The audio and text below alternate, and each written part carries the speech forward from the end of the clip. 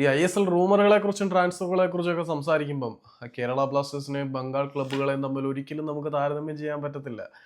ഈ ഫുട്ബോൾ സംസ്കാരത്തിന്റെ പേരിലൊക്കെ അല്ലെങ്കിൽ ഫുട്ബോൾ പാരമ്പര്യത്തിന്റെ പേരിലും ആരാധകരുടെ പേരിലും ഒക്കെ നമുക്കൊന്ന് കൊമ്പ് കോർക്കാൻ പറ്റുമെങ്കിലും അവരുടെ മാനേജ്മെന്റ് അവരുടെ ടീമിന്റെ സക്സസിനായി നടത്തുന്ന എഫേർട്ടിനെയും ഇവിടുത്തെ എഫേർട്ടിനെയും നമ്മൾ താരതമ്യം ചെയ്ത കാര്യങ്ങൾ എങ്ങനെ ആയിരിക്കുമെന്ന് ഞാൻ പറയേണ്ട കാര്യമില്ല, നിങ്ങൾക്ക് ഊഹിക്കാം.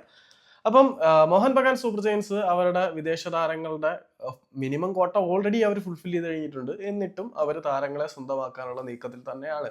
കഴിഞ്ഞ സീസണിലൊക്കെ അവർക്ക് വേണ്ടി വളരെ മികച്ച പ്രകടനം കാഴ്ചവെച്ച സ്കോട്ടിഷ് മിഡ്ഫീൽഡർ ഗ്രേഗ് സ്റ്റുവർട്ടിന് പകരം ആരായിരിക്കും ഇനി ആ ഒരു പൊസിഷനിലേക്ക് വരിക എന്നുള്ള ചോദ്യത്തിനും അവർ ഉത്തരം കണ്ടിട്ടുണ്ട് എന്ന് വേണം ബഗാൻ എക്സ്ട്രയുടെ റിപ്പോർട്ട് മനസ്സിലാക്കാൻ. കാരണം അവരുടെ റിപ്പോർട്ട്സ് അനുസരിച്ച് അവർ ലിയാം പോൾവാത്ത് എന്ന് പറയുന്ന മറ്റൊരു സ്കോട്ടിഷ് മിഡ്ഫീൽഡറെ കൂടി തങ്ങളുടെ കൂടാരത്തിലേക്ക് കൊണ്ടുവരാനാണ് ആഗ്രഹിക്കുന്നത്. ഈ ഒരു താരത്തിനെ കുറിച്ച് പറയാനാണെങ്കിൽ ലിയാം പോൾവാത്ത് 30 വയസ്സുള്ള മിഡ്ഫീൽഡർ ആണ്. ആള് സെൻട്രൽ മിഡ്ഫീൽഡർ ആണ്. 180 സെന്റിമീറ്റർ ഉയരമുണ്ട്. ആള് സ്കോട്ട്ലൻഡിൽ തന്നെയാണ്. സ്കോട്ട്ലൻഡിന്റെ അണ്ടർ-21 ഇന്റർനാഷണൽ പ്ലെയർ ആയിരുന്നു.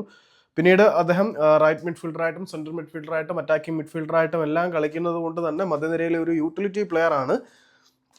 ഒരു പ്രശ്നം എന്താണെന്ന് വെച്ചാൽ പുള്ളി അദ്ദേഹത്തിന്റെ കരിയറിൽ ഇതുവരെ കളിച്ചിട്ടുള്ളതെല്ലാം സ്കോട്ടിഷ് ക്ലബ്ബുകൾക്ക് വേണ്ടിയിട്ടാണ് എന്നുള്ളത് ഒരു ആശങ്കയുണർത്തുന്ന വസ്തുതയാണ്. അപ്പം സ്കോട്ടിഷ് സാഹചര്യത്തിൽ നിന്നും ഇന്ത്യൻ കണ്ടീഷനിലേക്ക് വരുമ്പോൾ ആൾ എങ്ങനെ തിളങ്ങും എന്നുള്ളതൊക്കെ ഒരു ചോദ്യചിഹ്നമാണ്. അങ്ങനെ ബുദ്ധിമുട്ടേണ്ട കാര്യമില്ല. അപ്പം ഗ്രേഗ് സ്റ്റുവർട്ടും മദർവെല്ലിന്ന് ഇങ്ങോട്ട് വന്ന് നല്ല പെർഫോമൻസ് കാഴ്ചവെച്ചതാണ്.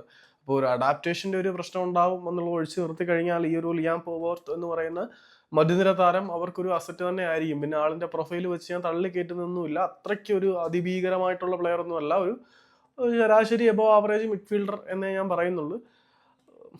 Thank you. വയ്യാടേ തള്ളാൻ.